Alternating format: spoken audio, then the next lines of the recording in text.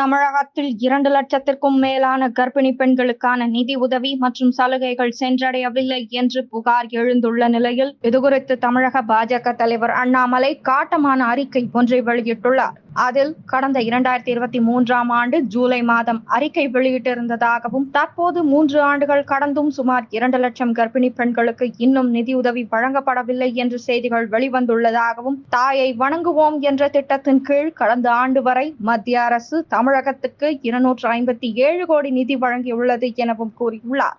தமிழக மக்கள் நலனுக்காக மத்திய அரசு திட்டங்கள் மூலம் வழங்கப்படும் நிதி மக்களை சென்றடைவதில்லை என்றால் இந்த நிதி எங்கே சென்றது என்று திமுக அரசை சரமாரியாக கேள்வி எழுப்பியுள்ளார் தமிழக பாஜக தலைவர் அண்ணாமலை. நிதியுதவி கிடைக்காமல் இருக்கும் அனைவருக்கும் இந்த திட்டத்தின் கீழ் வழங்கப்பட வேண்டிய நிதியை உடனடியாக வழங்க வேண்டும் எனவும் திமுக அரசை வலியுறுத்தியுள்ளார். பத்திரப்பதிவு கட்டண உயர்வு குறித்து மற்றொரு அனல் பறக்கும் அறிக்கையில் திமுக அரசை சாடியுள்ள தமிழக பாஜக தலைவர் அண்ணாமலை, ஆட்சிக்கு வந்ததில் இருந்து கடந்த 3 ஆண்டுகளில் மாதம் ஒரு முறை தமிழக மக்களின் மீது ஏதோ ஒரு வகையில் கட்டண உயர்வை சுமத்தி வரும் திமுக அரசு தற்போது பத்திரப்பதிவு கட்டணத்தையும் பல மடங்கு உயர்த்தி உள்ளது என கூறியுள்ளார். பத்திரப்பதிவு கட்டணத்தையும் உயர்த்தி, வழிகாட்டி மதிப்பையும் உயர்த்தி, உயர் நீதிமன்ற தீர்ப்பையே மதிக்காமல் திமுக அரசு செயல்படுவதாகவும், இத்தனை அதிகமான கட்டண சுமையை பொதுமக்கள் மீது திணிப்பதன் பின்னணி திமுகவுக்கு வேண்டப்பட்ட ரியல் எஸ்டேட் மற்றும் கட்டுமான நிறுவனங்களின் வளர்ச்சிக்கும் வருமானத்துக்கும் தெரிகிறதே அன்றி பொதுமக்களுக்கு ஏற்படும் பாதிப்பு குறித்து திமுகவுக்கு எந்த அக்கறையும் இல்லை என்பது தெளிவாக தெரிகிறது என்றும் கூறியுள்ளார். முற்றிலும் அராஜகமான, அநியாயமான இந்த பத்திரப்பதிவு கட்டண உயர்வு அரசாணையை திமுக அரசு உடனடியாக திரும்ப பெற வேண்டும் எனவும் திமுக அரசை வலியுறுத்தியுள்ளார்.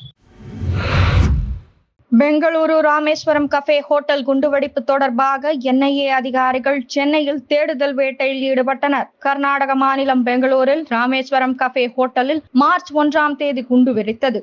இது தொடர்பாக தேசிய புலனாய்வு நிறுவன அதிகாரிகள் விசாரணையை தீவிரப்படுத்தியுள்ளனர். மேற்கு வங்க மாநிலம் கொல்கத்தாவில் பதுங்கி இருந்த எஸ்ஐ பயங்கரவாதிகள் முசாவிர் ஹுசைன் ஷாஹிப், அப்துல் மதீன் அஹ்மத் மதீன், முகமது தாஹா ஆகியோரை கைது செய்தனர். இருவரையும் 10 நாள் காவலில் எடுத்து விசாரித்த நிலையில் கைதான 2 பேர் சென்னையில் தங்கி இளைஞர்களுக்கு பயங்கரவாத பயிற்சி, வெடிகுண்டு தயாரிப்பு பயிற்சி அளித்துள்ளதாக தகவல் வெளியானது.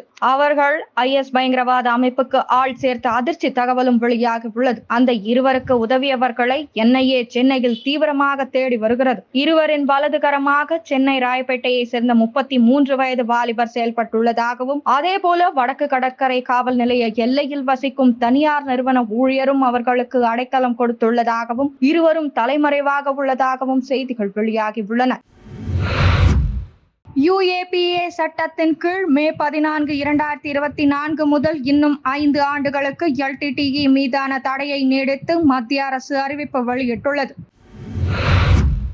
75% தொகுதி நிதியை பயன்படுத்தவில்லை என தன் மீது அவதூறு பரப்பியதாக எடப்பாடி பழனிசாமி மீது தயாநிதி மாறன் தொடர்ந்த வழக்கு நேற்று எழும்பூர் நீதிமன்றத்தில் விசாரணைக்கு வந்தது. விசாரணைக்கு EPS நேரில் ஆஜரானார். பின்னர் வழக்கு விசாரணை ஜூன் 27ஆம் தேதிக்கு தள்ளி வைக்கப்பட்டது. பாதுகாப்பு உதவி, மருத்துவ சேவை, மனநல ஆலோசனை, சட்ட ஆலோசனை உள்ளிட்ட உதவிகளை 75 வயதிற்கு மேற்பட்ட முதியவர்களுக்கு பிரத்யேகமாக வழங்கும் விதமாக பந்தம் என்ற பெயரில் ஒரு திட்டத்தை சென்னை பெருநகர காவல்துறை தொடங்கியுள்ளது. இந்த உதவிகளை 9499957575 என்ற எண் மூலம் தொடர்பு கொண்டு பயன்பெறலாம். அரசியலில் இருப்பவர்கள் என்ன பேசுகிறோம் என்பதில் கவனமாக இருக்க வேண்டும் என்று கூறி பெண்களுக்கு எதிரான கருத்தை பதிவிட்டது தொடர்பான வழக்கை ரத்து செய்ய கோரிய தமிழக பாஜக மூத்த தலைவர் ராஜாவின் மேல்முறையீட்டு மனுவை உச்சநீதிமன்றம் தள்ளுபடி செய்தது. தேர்தல் பிரச்சாரத்தின் போது மதத்தை குறிப்பிட்டு பேசியதற்காக 6 ஆண்டுகள் தேர்தலில் போட்டியிட தடை விதிக்க தேர்தல் ஆணையத்திற்கு உத்தரவிட வேண்டும் என்று ஃபாத்திமா என்பவரால் பிரதமர் நரேந்திர மோடிக்கு எதிராக தொடரப்பட்ட வழக்கை நீதிபதிகள் விக்ரம்நாத் மற்றும் SC சர்மா தலைமையிலான உச்சநீதிமன்ற அமர்வு தள்ளுபடி செய்து உத்தரவிட்டது. மதுபான கொள்கை முறைகேட்டு வழக்கில் டெல்லியின் முன்னாள் துணை முதலமைச்சர் மணீஷ் சிசோடியாவின் ஜாமீன் மனுவின் விசாரணையின் போது குற்றப்பத்திரிகையில் ஆம் ஆத்மி கட்சியின் பெயரை இணைக்க உள்ளதாக அமலாக்கத்துறை தெரிவித்துள்ளது. ஒரு வழக்கில் குற்றம் சாட்டப்பட்டவர்களின் பட்டியலில் ஒரு கட்சியின் பெயர் இணைக்கப்படுவது இதுவே முதல் முறை. வாரணாசி தொகுதியில் போட்டியிடும் பிரதமர் நரேந்திர மோடி நேற்று வேட்புமனு தாக்கல் செய்தார். அப்போது அயோத்தி கோயில் கும்பாபிஷேகம் நடத்த சுப முகூர்த்த நேரம் குறித்த கணேஸ்வர சாஸ்திரிகளும் உத்தரப்பிரதேச முதல்வர் யோகி ஆதித்யநாத்தும் உடனிருந்தனர். முன்னதாக காசி விஸ்வநாதர் கோவிலில் அபிஷேக ஆரத்தி பூஜைகள் செய்து வழிபாடு நடத்தினர்.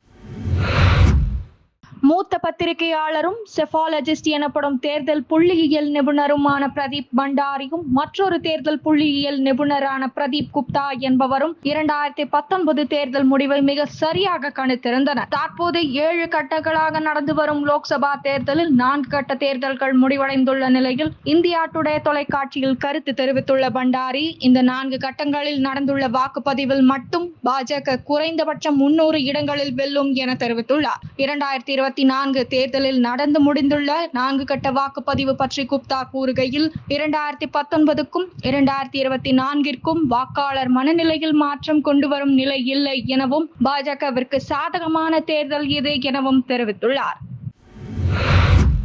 ஈரானின் சாபஹரில் உள்ள ஷாஹித் பெஹெஷ்டி துறைமுகத்தை அடுத்த 10 ஆண்டுகளுக்கு நிர்வகிக்கும் ஒப்பந்தம் இந்தியாவுக்கு வழங்கப்பட்டுள்ளது. வரலாற்றில் முதல் முறையாக வெளிநாட்டு துறைமுகத்தை நிர்வகிக்கும் பொறுப்பு நம் நாட்டுக்கு வழங்கப்பட்டுள்ளது. மேற்காசிய நாடான ஈரானின் சாபஹர் என்ற இடத்தில் ஷாஹித் பெஹெஷ்டி மற்றும் ஷாஹித் கலந்தரி என்ற 2 துறைமுகங்கள் உள்ளன. இதில் ஷாஹித் பெஹெஷ்டி துறைமுகத்தில் நம் இந்திய அரசு முதலீடுகளை செய்துள்ளது. இதன் வாயிலாக விரிவாக்கம் செய்யப்பட்ட இந்த துறைமுகத்தின் முதல் கட்ட பணிகள் முடிவடைந்து 2017 டிசம்பரில் திறக்கப்பட்டது.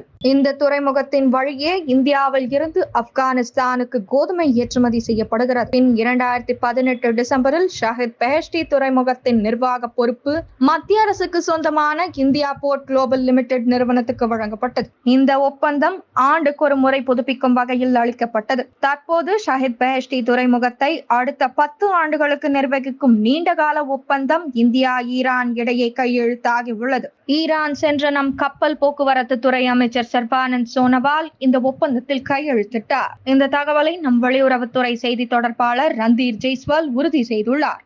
இந்நிலையில் இதுகுறித்து அமெரிக்காவின் சார்பில் செய்தியாளர் சந்திப்பு நடத்தி பேசிய அமெரிக்க வெளியுறவுத்துறை துணை செய்தி தொடர்பாளர் வேதாந்த் பட்டேல், சாபஹர் துறைமுக ஒப்பந்தம் மற்றும் ஈரானுடனான இருதரப்பு உறவுகள் விஷயத்தில் இந்திய அரசு தனது வெளியுறவு கொள்கைகளை தெரிவிக்கும்படி கேட்போம் எனவும், ஈரான் மீதான அமெரிக்க தடைகள் நடைமுறையில் உள்ளதாகவும் அவற்றை தொடர்ந்து செயல்படுத்துவோம் எனவும், ஈரானுடன் வணிக ஒப்பந்தம் செய்யும் தனிநபராக இருந்தாலும் யாராக இருந்தாலும் அவர்கள் மீது அமெரிக்கா பொருளாதார தடைகள் விதிப்பதற்கு சாத்தியம் இருப்பதை அவர்கள் அறிந்து கொள்ள வேண்டும் என்றும் இதை பலமுறை சொல்லிவிட்டதாகவும் எச்சரித்துள்ளார்.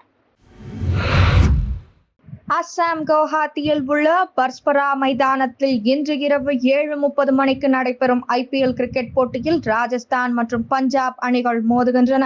IPL போட்டிகளில் இதுவரை ராஜஸ்தான் மற்றும் பஞ்சாப் அணிகள் 27 முறை நேருக்கு நேர் மோதி அதில் 16 முறை ராஜஸ்தான் அணியை பஞ்சாப் அணி வீழ்த்தியுள்ளது. இந்நிலையில் இன்றைய ஆட்டம் பெரும் எதிர்பார்ப்பை கிளப்பியுள்ளது. மேலும் பல முக்கிய செய்திகளுடன் நாளை காலை 8 மணிக்கு உங்களை மீண்டும் சந்திக்கிறேன். அதுவரை அவசிய செய்திகளுக்காக செய்தி வாசிப்பாளர் ஜனனி சைனிங் ஆஃப்.